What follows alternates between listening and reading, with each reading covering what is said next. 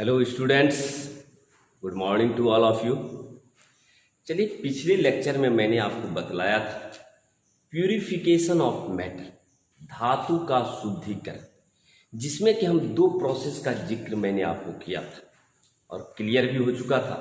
पहला था distillation method, श्रवण विधि, और दूसरा था आपका लिक्वेशन प्रोसेस, जिसको कहते थे हम द्रवण विधि। यानी पिछले क्लास में मैंने प्यूरिफिकेशन ऑफ मेटल, धातु का शुद्धिकरण का दो प्रोसेस के बारे में क्लियर कर चुका। चलिए आज प्यूरिफिकेशन ऑफ मेटल का तीसरा प्रोसेस पढ़ते हैं, इलेक्ट्रोलाइसिस मेथड, विद्युत विच्छेदन विधि। तो चलिए, तीसरा विधि है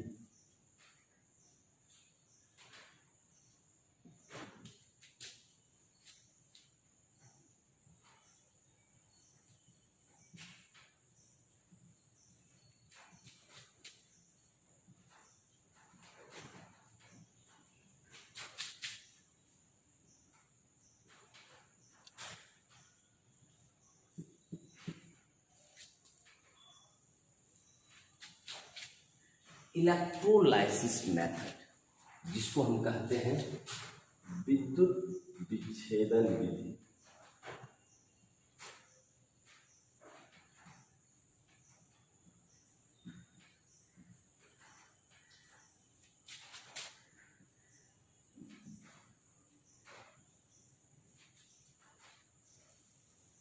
सही। अब रही बात की विद्युत, सबसे बड़ी खासियत यह है इस विद्युत विच्छेदन विधि से जो हमको धातु प्राप्त होगा वह 99% प्योर होगा। प्योरिटी होने का जो चांस है वो बहुत ज़्यादा होता है इलेक्ट्रोलाइसिस मेथड द्वारा। और इस मेथड में करते क्या है, जरा गौर कीजिए। इस मेथड में करते हैं क्या, एक बड़ा सा विद्युत घट लिए,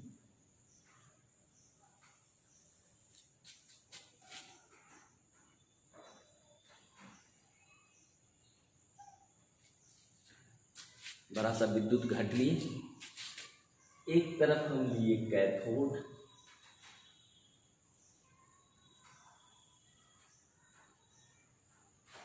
एक तरफ लिए एनोड।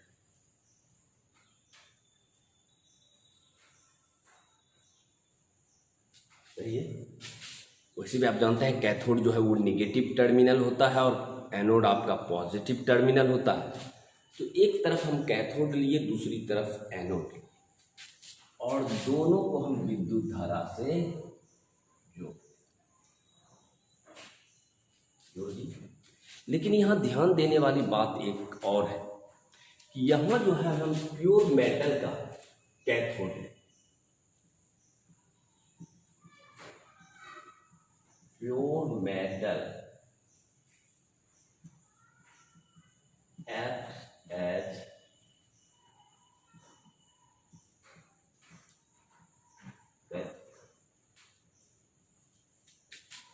यानी शुद्ध धातु को हम कैथोड के रूप में लेंगे और इम्प्योर मेटल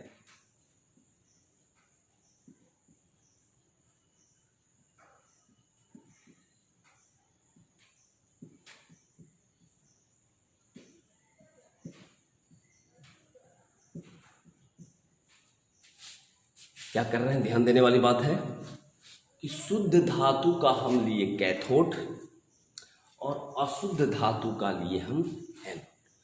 अब रही बात कि यदि आपको कॉपर चाहिए तो कॉपर के लवण का जलीय घोल हम इलेक्ट्रोलाइट के रूप में लेंगे। अगर हमको जिंक चाहिए तो जिंक का जलीय लवण को हम इलेक्ट्रोलाइट के रूप में लेंगे। तो यहाँ अगर मान लीजिए इस तरह से ये विलयन में इसको हम डुबो दिए। अगर हमको कॉपर चाहिए हम क्या करेंगे, कॉपर सल्फेट का विलयन हम यहाँ जलीय विलयन को ले लिए इलेक्ट्रोलाइट में,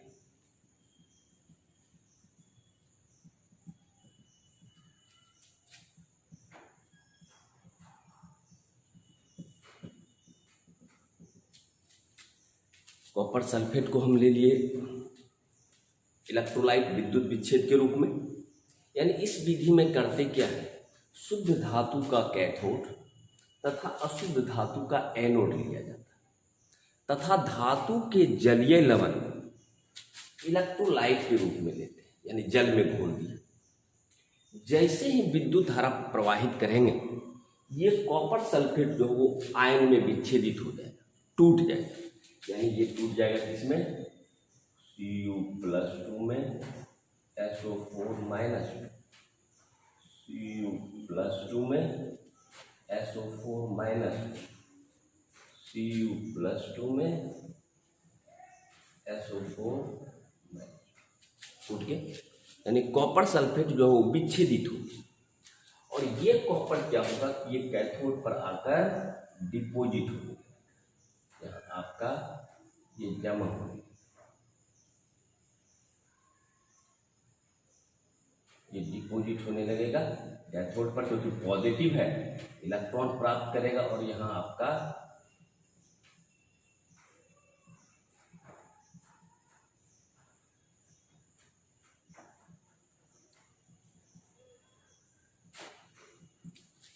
यानी कैथोड पर आपका वो जो है चिपकने लगेगा, डिपोजिट होने लगेगा, और इस तरह से प्योर कॉपर आपको कैथोड से प्राप्त हो जाता है। इसी विधि को हम कहते हैं इलेक्ट्रोलाइसिस मेथड या विद्युत विच्छेदन विधि। तो शायद आपको समझ में आ गया होगा, क्लियर कॉन्सेप्ट हो गया होगा। तो आप इसमें लिखिएगा, इन दिस प्रोसेस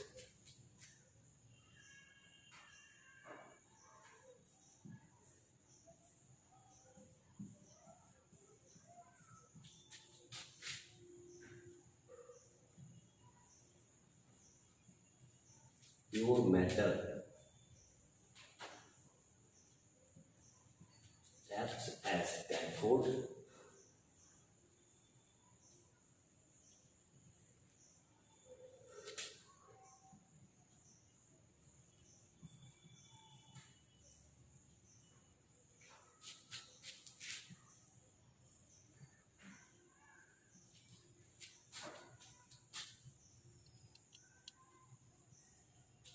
and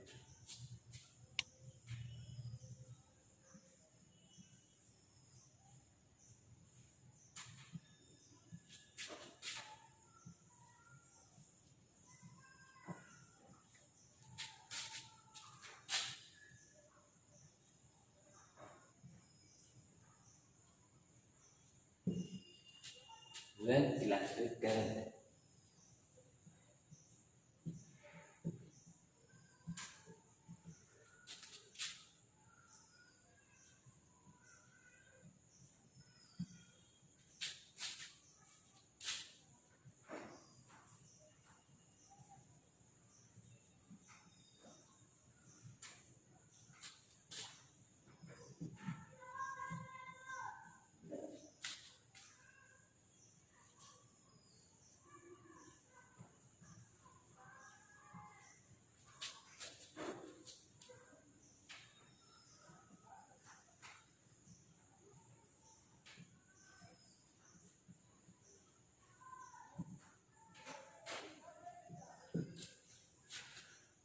तो क्या लिखिए, आपको जरा ध्यान दीजिएगा, वही चीज जो मैंने आपको समझाया उसी को मैं भाषा में लिखा दिया। In this process pure metal acts as cathode and impure metal acts as anode, and metal salt is taken as electrolyte.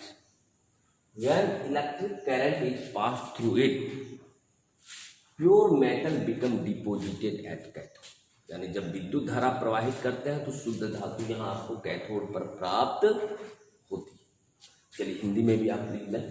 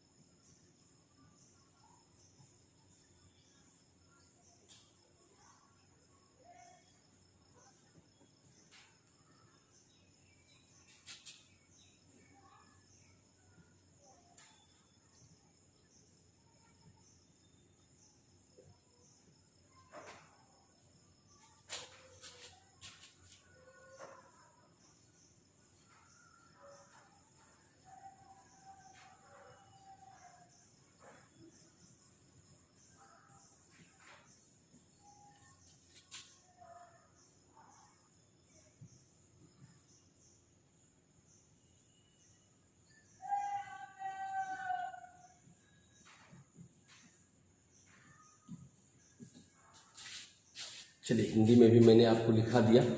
क्या? इस विधि में शुद्ध धातु का कैथोड तथा अशुद्ध धातु का एनोड लिया जाता है। क्लियर? तथा धातु के जलीय लवण को विद्युत विच्छेद के रूप में लिया जाता है। क्लियर? विद्युत धारा प्रवाहित करने के फलस्वरूप शुद्ध धातु कैथोड पर मुक्त होता है। डायग्राम बना लीजिएगा और डायग्राम के नीचे आपको रिएक्शन भी दिखाना होगा कि कैथोड पर कैसे आपका कॉपर जमा। यहाँ आप रिएक्शन में दिखलाइएगा कैसे कि सबसे पहले कॉपर सल्फेट को तोड़ दीजिए, इसमें Cu+2 SO4-2 इधर आपको दिखाई नहीं दे रहा है, इधर दबा के लिखते हैं। सबसे पहले आप दिखाइएगा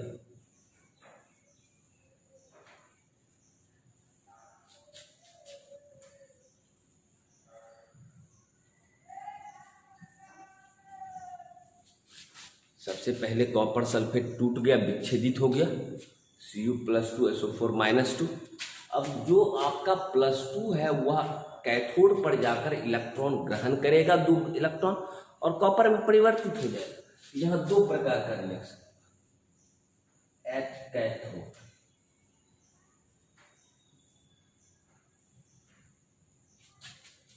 ये आपका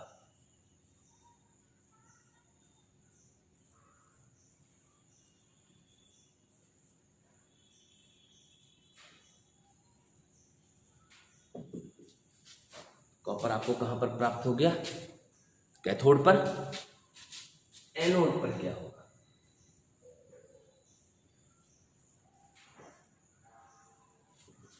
ये SO4-2 2 इलेक्ट्रॉन्स का त्याग किया, ठीक है। फिर होगा क्या कि SO4 जो है वो आपका SO2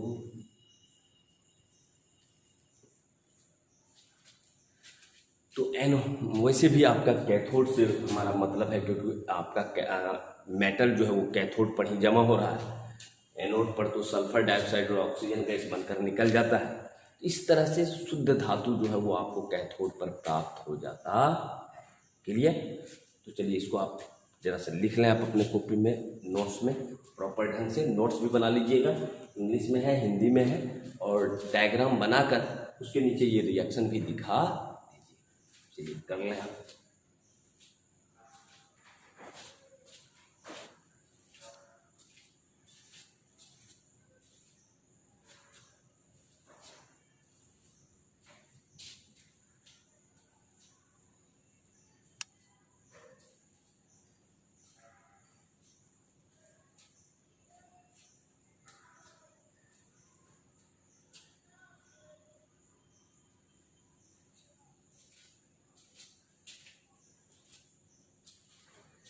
चलिए अब जो आपका प्यूरिफिकेशन का जो अंतिम विधि है वो है आपका जॉन रिफाइनिंग मेथड।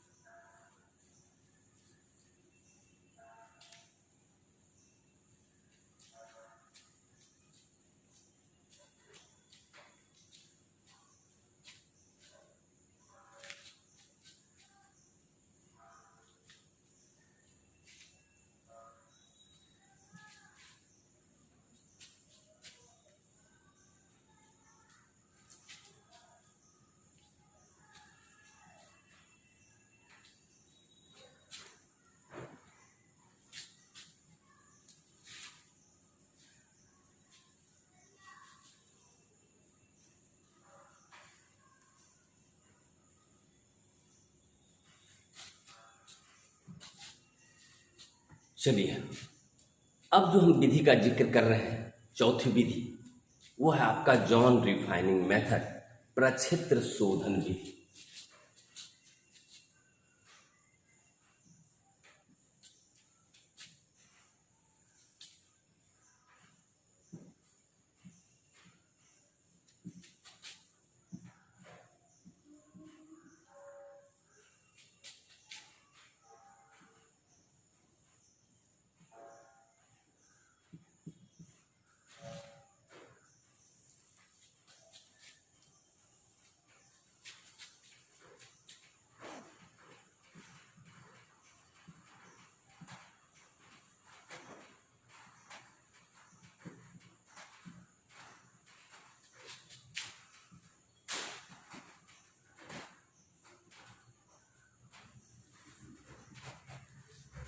अब जो हम जिस प्रोसेस का बात कर रहे हैं उसका नाम है जॉन रिफाइनिंग मेथड, मीन्स प्रक्षेत्र शोधन विधि।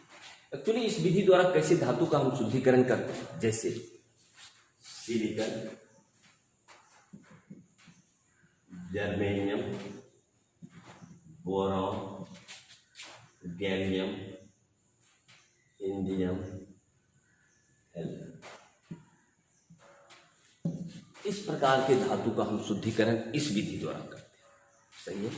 और इस विधि में करते क्या है, ये जो है एक जिस धातु को आपको शुद्ध करना है उस अशुद्ध धातु का एक क्षार लेते हैं,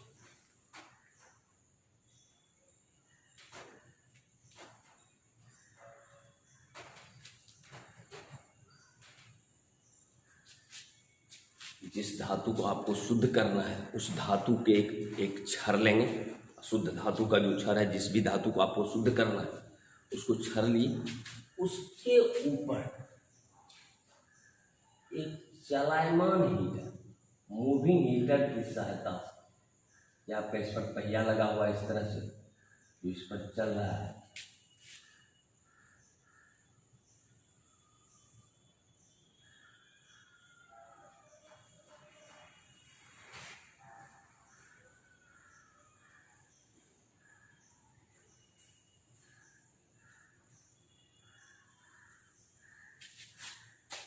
यानी वो इसके ऊपर मूविंग हीटर है, यानी कि वो गर्म करने का मशीन है जो उस रड के ऊपर पे चल रहा है, जिसको आप कहते हैं मूविंग हीटर।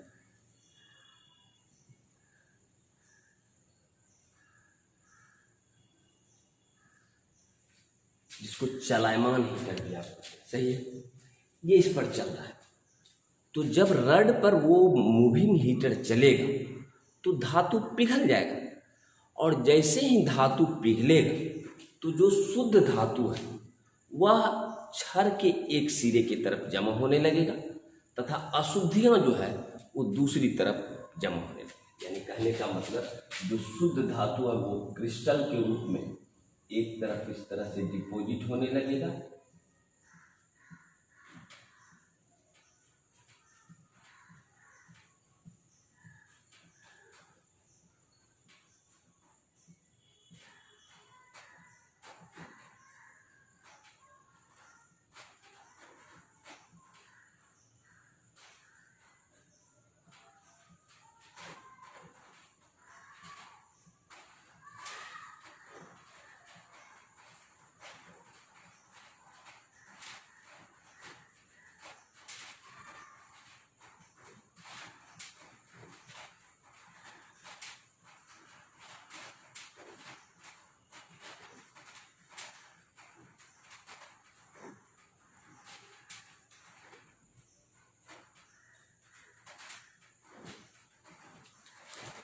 तो जो शुद्ध धातु है वह क्रिस्टल के रूप में एक तरफ जमा होने लगेगा, और अशुद्धियां जो है वह पिघले अवस्था में दूसरी तरफ चली जाएगी, द्रव अवस्था।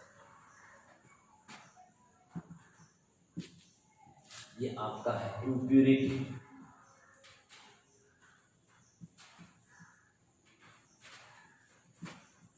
ठीक है, और ये जो है आपका शुद्ध मेटल, प्योर मेटल।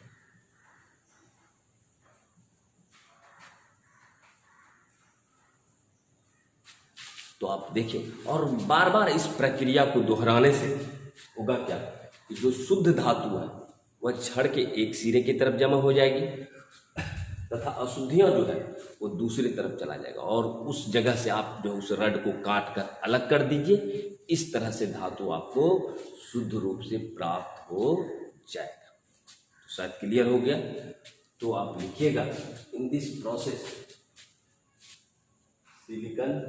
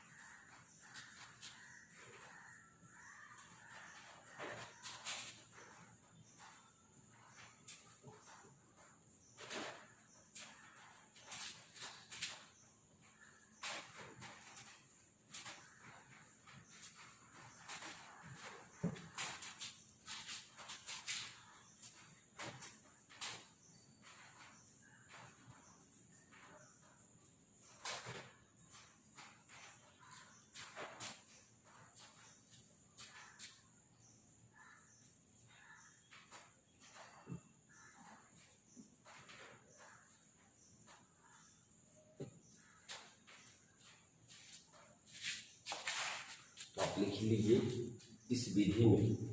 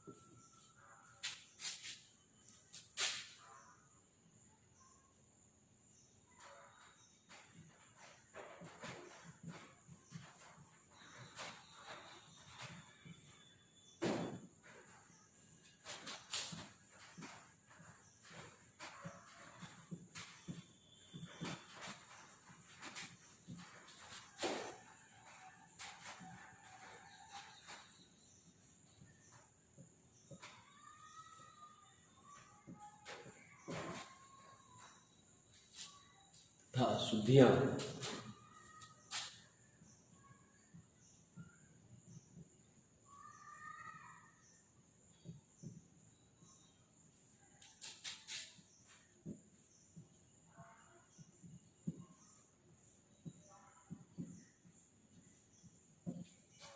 इस प्रक्रिया को कई बार दोहराने से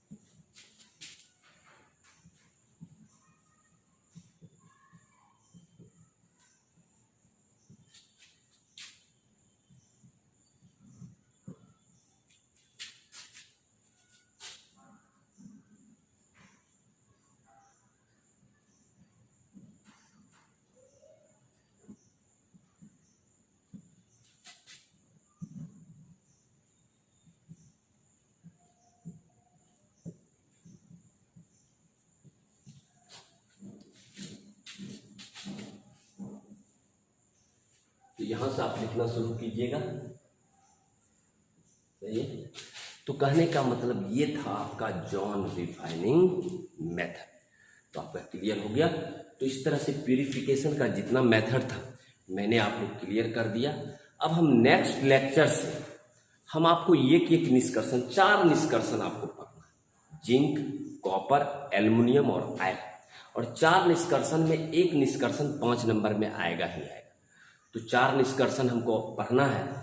तो अभी तक जितना भी प्रोसेस था रिलेटेड, आपका निष्कर्षण से रिलेटेड जितनी भी प्रक्रिया थी उसका मैंने आपको जिक्र कर दिया। अब एक एक निष्कर्षण को हम डिटेल से आपको बतला देंगे तो आपका क्लियर हो जाएगा कॉन्सेप्ट आपका। तो चलिए आज के लिए यहीं तक रहने देते हैं। अगले दिन से, अगले लेक्चर से मैं पढ़ूंगा एक एक जो अलग अलग तत्वों का जो निष्कर्षण है, 4 जो अलग अलग तत्व है, कॉपर, जिंक, आयरन, एल्युमिनियम, ये आपको अलग अलग हम अच्छे से डिटेल से आपको बतला देंगे ताकि ये दीर्घ उत्तरीय लॉन्ग आंसर टाइप में क्वेश्चन पूछे जाते हैं और प्रत्येक साल पूछे जाते हैं। तो चलिए आज की मुलाकात यहीं तक।